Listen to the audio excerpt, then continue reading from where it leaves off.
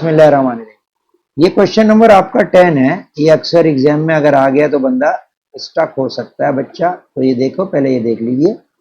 The diagram below shows two non parallel vectors A and B. दो vector है, non parallel है, A और B.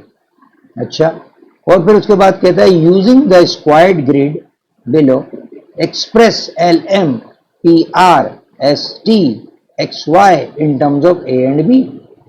अब पता चला कि यार ये जो एल एम वेक्टर है, ये कह रहा है इसको तुम ए और बी की टर्म में आंसर दे दो। अब मैं कैसे दूं? तो मैं ये सोचूंगा कि सोचो कि एल एम जो है वो एन टाइम्स ए है और एम टाइम्स बी है, क्योंकि हमें नहीं पता कि ए और बी कितना कितना टाइम्स मिलकर एल एम बनाएगा। तो ये स्क्वायर पेपर पर जोड़ने की कहानी नहीं है। ये यूं है कि एल एम वेक्टर को आप सपोज कर लेंगे कि वो एन टाइम्स ए है और एम टाइम्स बी है, और एल एम के वेक्टर को आप यहां से पढ़ेंगे। बताओ बच्चों, क्या पढ़ा जा रहा है? 1 2 3 4 5 1 2। इसका मतलब है एल एम का कॉलम वेक्टर तो भाई क्या हो गया? 5 2 लिख लिया। आगे चले, एन की वैल्यू ही तो नहीं पता। ए का कॉलम वेक्टर पड़ा 1 और 2। सही है, सारा समझ आ रही बेटा? 1 और 2 आवाज आ रही मेरी? हेलो। फिर m टाइम्स लिखा और फिर मास ये देखो b लिखा। अब b क्या है? 1 2 3 यानी 3 और 1 2 कौन सा 2? बोलो 3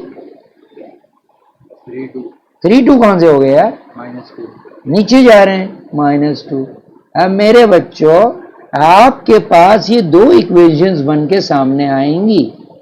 5 2 बराबर n, n वन n और 2n और फिर प्लस 3m और फिर -2m। तो मेरे बच्चों साइमल्टेनियस इक्वेशंस का क्वेश्चन होता है ये। तो 5 बराबर एक दफा n प्लस 3m हो जाएगा, इक्वेशन नंबर 1 हो जाएगी।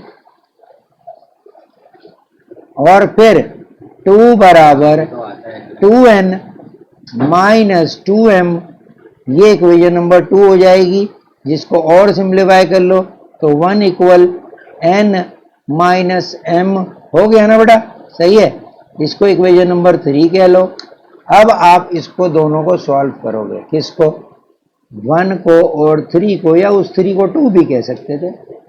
ये लिखा आपने, और फिर 1, फिर आपने लिखा 1 इक्वल n माइनस m। आपने सब्ट्रैक्शन करवा दी एलिमिनेशन वाले मेथड से, तो आपके n कैंसिल। समझ आ रहा है बेटा? और आपका यहां पर m हो गया 4m।